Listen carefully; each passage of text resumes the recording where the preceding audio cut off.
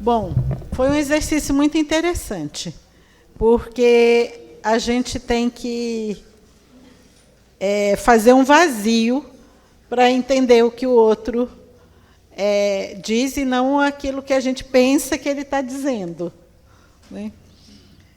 E o interessante é que assim, uma pôs o ponto de vista, a outra pôs de pontos de partidas diferentes, né, mas que tinha um ponto em comum. Então, isso foi muito interessante. Então, aquilo que não existe o bem só bem e o mal só mal. Existe sempre um ponto de convergência que é preciso realmente fazer um vazio para entender. Eu sou a Maria Elisa. E o ponto em comum que a gente colocou foi a fraternidade. Porque é só com a fraternidade que nós vamos conseguir chegar aonde a gente quer chegar. É na família, é com os filhos, é na escola. Então, essa educação da fraternidade. Não tem erro. Sou a Rafaela, mas quem vai falar é a Ana, minha parceira aqui do exercício. Boa noite a todos.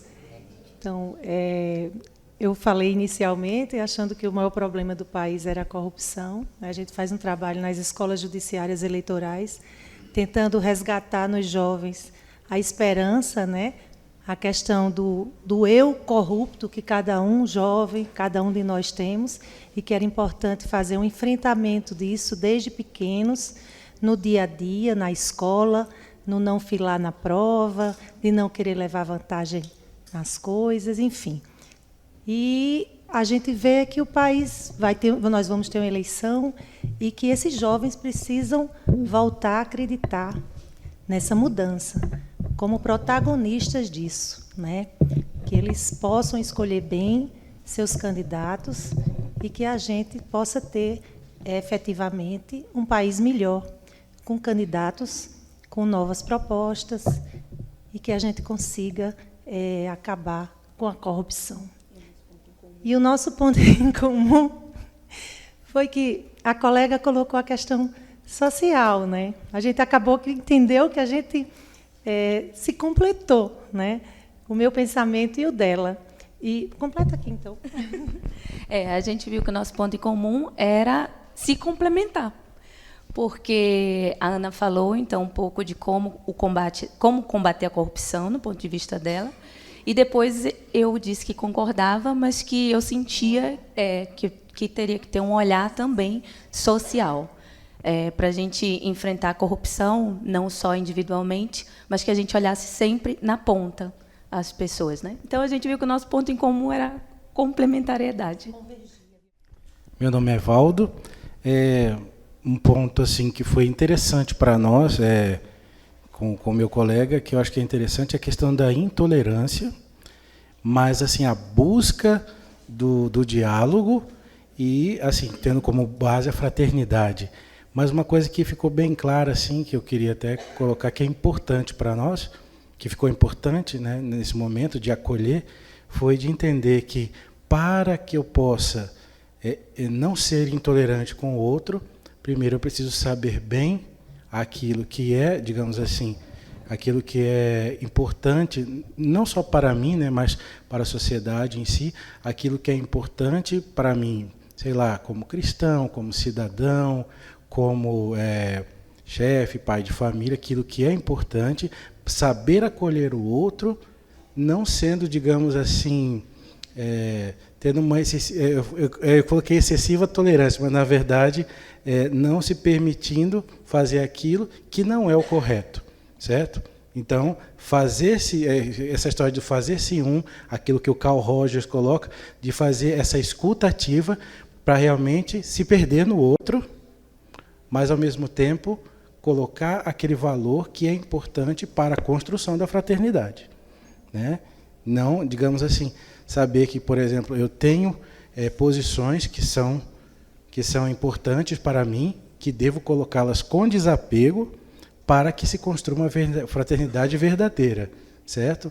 Vamos assim, eu não posso construir um cristianismo comunista, nem um comunismo cristão, entendeu? Porque são coisas que, digamos assim, não são, digamos, elas não são homogêneas, elas sempre vão ter pontos específicos que uma não pode transgredir a outra, mas que a gente possa, com a fraternidade, através do diálogo, entender o que é importante naquele fundamento, o que é importante no outro fundamento, mas gerar disso uma vida que seja boa para todos, certo? Respeitando o outro como meu irmão. Acho que a gente tem uma grande dificuldade, às vezes, de falar do que é difícil para a gente, né? Eu e Daldegan, a gente pensa bem diferente, né, Daldegan? Mas, assim, uma coisa que eu percebi, a minha dificuldade, e não é só com o Daldegan, não, a minha dificuldade no diálogo é esse vazio, esse calar, para deixar, para absorver realmente tudo aquilo que o outro está falando. Por quê? Porque, por exemplo, o Daldegan falando aqui, eu ficava querendo complementar a fala dele, né, Daldegan? Aí, dando uma palavra, acrescentando uma palavra. Então, às vezes, eu sinto que a dificuldade de fazer esse vazio, como às vezes é difícil. A Taninha disse que não, mas é. Com você não, né, Taninha? E depois, outra coisa legal, porque, assim, que eu percebi no nosso diálogo, é que, por a gente pensar diferente, o quanto que enriquece, pelo menos a mim, né, quando eu ouço aquilo que ele fala, eu ainda provoquei um pouco a fala dele em relação à ideologia, e, para mim, foi gratificante ver que ele assumiu, sem fanatismo, sem obsessão, sem, sabe, o que estava errado do outro lado, da forma como aquilo que a gente estava discutindo, o tema que estava sendo discutido, tinha sido aplicado como solução no país. Então, assim, para mim foi ver nele essa abertura ao diálogo e a humildade de reconhecer, mesmo naquilo que ele acredita, mas ele dizia, é uma ideologia que não foi colocada em prática, e assumia que, de repente, tinha sido algo tipo que foi dito aqui, né, um discurso populista. Então, acho, para mim, foi assim gratificante, enriquecedor, e me dá esperança de que a gente pode dialogar, sim. Por outro lado, a gente acha que é o seguinte, quando é o caso dessa divergência, às vezes grande, de opinião entre os dois, talvez no próximo exercício que a gente for fazer, porque a gente quer fazer mais outros encontros igual a esse, né? Talvez fosse bom a tréplica, sabe por quê? Quando você falava, eu acolhia tudo e dei o resumo para você. Aí você percebia que o meu resumo ainda estava precisando de alguns retoques. E vice-versa. Quando eu falei e você resumiu, eu percebi que faltava alguma coisa ainda que eu pudesse explicar melhor. Por quê? Porque nossas categorias de pensamento são bem diferentes, né? Então, nesses casos, talvez fosse mais interessante um pouquinho mais de tempo para dar a tréplica, né? Para poder ficar limpo esse diálogo, que a abertura já é grande passo, né? A abertura ao diálogo, a humildade, ao acolhimento, mas ainda faltava mais um pouquinho para a gente entender melhor o outro, porque a gente, na primeira vez, a gente parece que entendeu, mas não entendeu, e então a tréplica seria bom na próxima vez. Meu nome é Tânia Borges. Klaus, quero agradecer, porque o que você colocou é de uma riqueza que eu penso que serve para todos os setores da vida, não só a política, né, a fraternidade em todas as áreas da vida. E essa fala é do Bento XVI, do Papa Bento, que não possuo a verdade, mas a verdade me possui. Eu também acho que essa frase, para a gente aprofundar, é uma riqueza assim, de transformação, né? E quando eu fui falar, eu tive essa referência. Eu penso, né, que um grande problema no momento atual é esse, e me coloquei. Mas eu já estava norteada por essa colocação, que é esse o meu ponto de vista, é esse o meu pensamento, e são estas as minhas sugestões de solução, né? E depois eu senti assim, o ouvir, né? Acho que é uma prática diária, constante, que faz toda a diferença, né? Na reconstrução, inclusive, da autoestima. E que o ouvir envolve muitas coisas, inclusive a disposição física, o cansaço. Às vezes você está com todo o desejo, com todo o interesse, com todo o amor, né? Mas está cansada. E talvez aquele cansaço não leva a gente a absorver tão bem. Então, assim, eu achei tão bacana com eu e Gilda. E quando eu terminei de falar, ela me colocou isso. Eu falei, olha, que simplicidade bacana, né? Porque às vezes a gente quer enrolar, né? Falou isso, ou então a gente, sei lá, cria tantas coisas, né? Poxa, nem deu importância porque eu falei, né? Nem presta atenção. Não, a pessoa está cansada, né? Tá. Obrigada.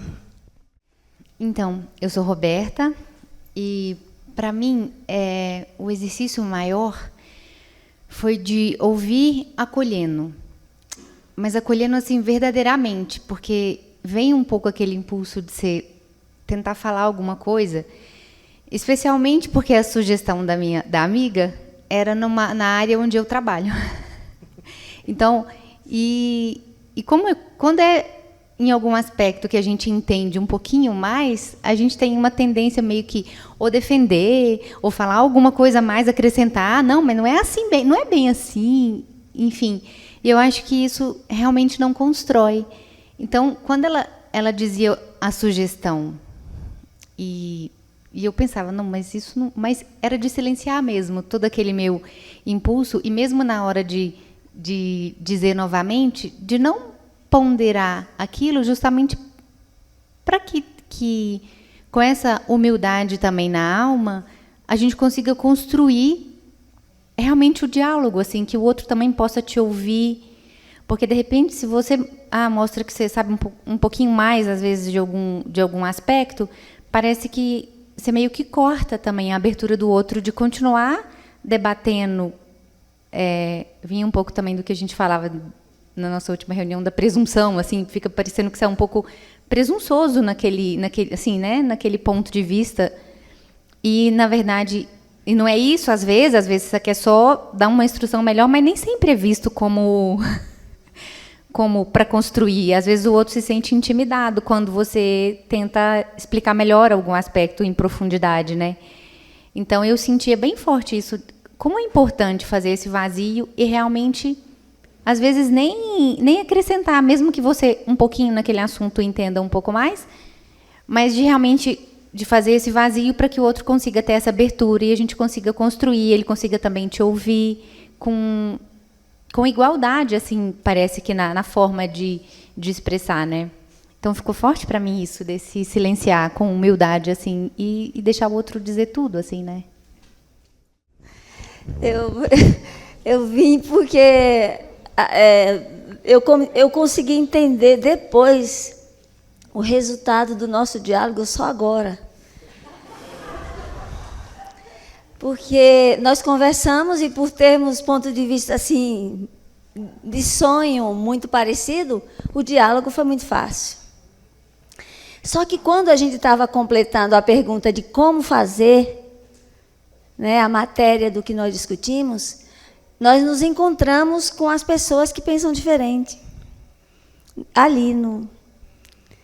E foi cair em si que falar de diálogo ou de sonhar um mundo de partilha, que foi o que nós mais conversamos, eu mesma, nós não tivemos tempo de partir para essa parte. Foi curto tempo para chegar nesse momento.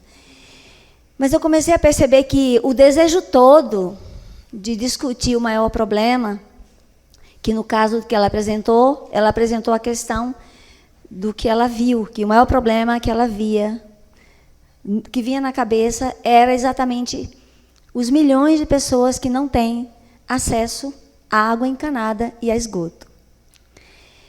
E ela, quando eu me surpreendi, porque não estava esperando aquilo ali, então já foi muito rico, mas eu fiquei, posso dizer, feliz de perceber que eu estava totalmente em silêncio de pensamento.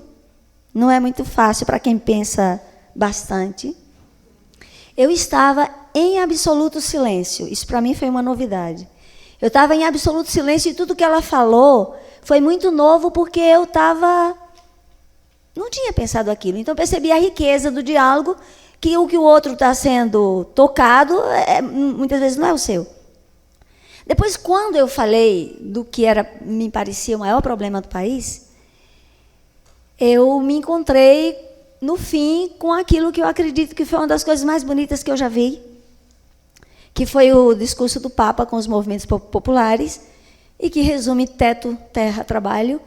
E quando eu ouvi aquilo ali, eu disse, o povo não tem... assim, o nosso problema é um verdadeiro desejo de partilha. Aí nós dialogamos um pouco sobre a cultura brasileira, onde tantas pessoas acreditam que para serem felizes e bem-sucedidos, eles têm que se distinguir. Então, eu não posso ser feliz se eu sou uma pessoa pobre. Eu tenho que me destacar, ser uma pessoa distinta para viver bem. Então, nós conversamos e dialogamos sobre esse conceito de raiz, a gente diz brasileiro, mas a gente sabe que está em tantos países. Então, o diálogo ficou muito rico. Só que depois que a gente estava vendo esse diálogo tão rico, que se resume no encontro do Papa com os movimentos populares, e aí entra o nosso choque, porque quando a gente pensa em movimento popular, a gente se assusta, em geral. Nós nos encontramos com a última parte do diálogo, que é: o que eu faço se eu julgo que o meu desejo de partilhar é tão genuíno e talvez tão mais nobre quando eu me encontro com pessoas que acreditam que é se distinguindo e dando um pouco do que sobram para os outros cidadãos. Desse diálogo, eu percebi que eu, sim, tenho que trabalhar para que muitas pessoas entendam que a verdadeira riqueza é partilhar. E que nós acreditamos que o maior problema do nosso país é se debater sobre questões de política partidária, por dizer que essa é mais genuína, não é mais genuína. O genuíno é caminhar para o desejo de partilhar. E desejo de partilhar é ter coragem de dizer que, como cidadãos, nós devemos batalhar para que todas as condições mínimas, indispensáveis de vida sejam respeitadas. É a meta, né? Para esse período que nós vamos enfrentar. Mas o diálogo me desafiou a dar algo para que essas pessoas que estão bem distantes desse desejo de pensar assim, possam se sentir respeitadas no seu estilo, para que possam talvez alcançar a liberdade de querer ter pouco para que muitos tenham o essencial. Então, o diálogo foi bem incrível. Rafaela, agora é só para agradecer mesmo ao Klaus, porque eu pensei 2 vezes antes de vir.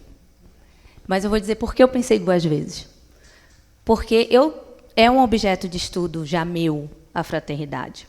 Então, eu já estudo há muitos anos, junto com outros operadores. E eu disse, mas o que de novo eu vou receber? Já pensei assim, né? A presunção.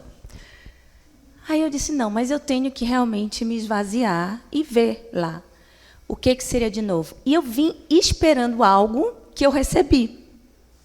Eu vim esperando que se tratasse, se fizesse uma abordagem também psicológica.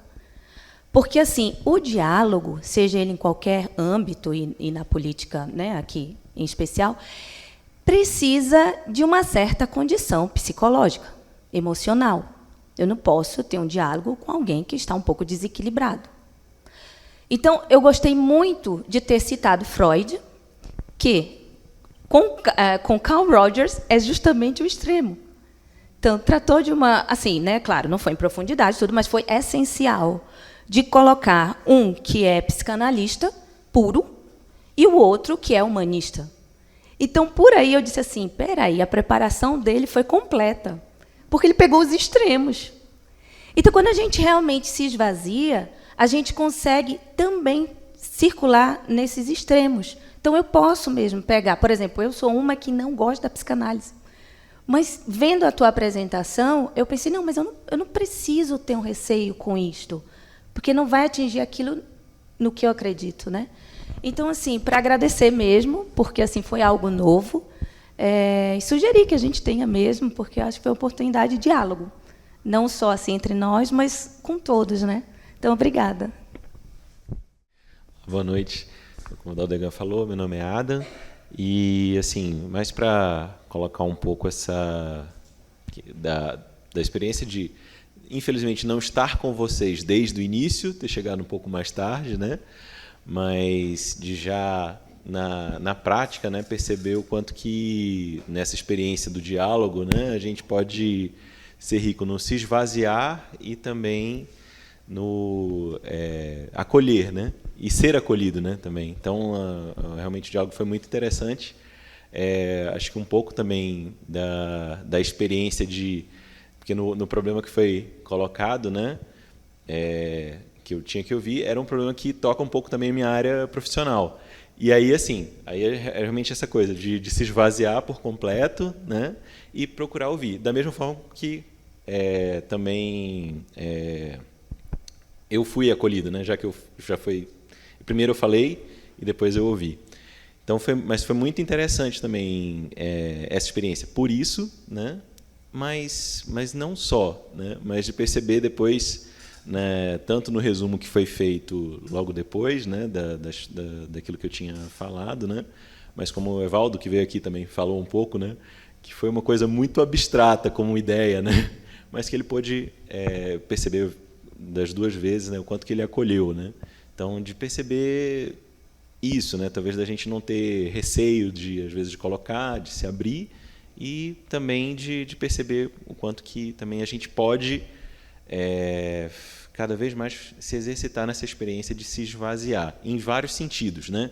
Seja no se esvaziar com relação às ideias de identidade como profissional, mas também como pode-se dizer também como em cristão, né, de perceber também o cristianismo em perspectivas diferentes, né, ou visão de mundo diferente. Eu acho que é uma experiência muito rica, né, muito rica mesmo. Então, só para compartilhar um pouco como que foi para mim, né. A conversa com o meu parceiro, o Roberto, foi uma conversa assim, sem sobressaltos, quase que uma conversa de compadres, porque nós temos algo em comum. Nós tivemos uma experiência política partidária. Ele foi candidato a deputado estadual e eu fui vereador. Mesmo partido até. Então, mas da experiência em si, claro que vem à tona, talvez até o mesmo, esse costume nosso de fazer política, que às vezes a gente tem ansiedade de, quando ouve o outro, de querer completar o que ele está falando, já está pensando no que a gente vai responder. Então, para mim, foi uma experiência, está sendo uma experiência válida, porque eu estou compreendendo esta questão dessa ansiedade, às vezes, da gente não fazer o vazio para ouvir completamente o outro. Estou voltando, Tânia, só por um fato que me tocou muito, pensei em colocar. A questão de escutar o outro e fazer a devolutiva. Quanto isso é importante nos relacionamentos, porque quando eu faço a devolutiva, eu entendi que você disse isso. Eu dou outra possibilidade de confirmar ou de se explicar, porque muitas dificuldades no relacionamento estão na interpretação.